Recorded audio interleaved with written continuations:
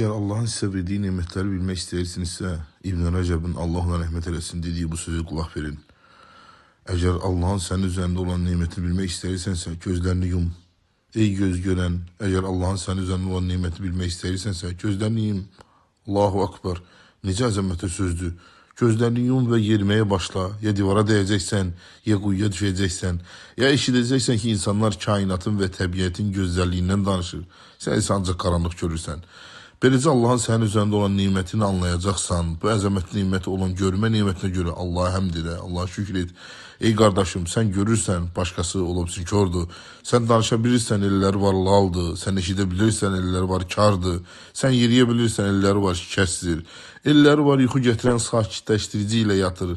Elləri var aparat vasitəsilə nəfəs alır. Elləri var süni şəkildə qidalanır. Neçə xəstələr var ki, həkimlər onları müalicə etməkdən acizdirlər. Elə isə Rəbbinə həmd elə.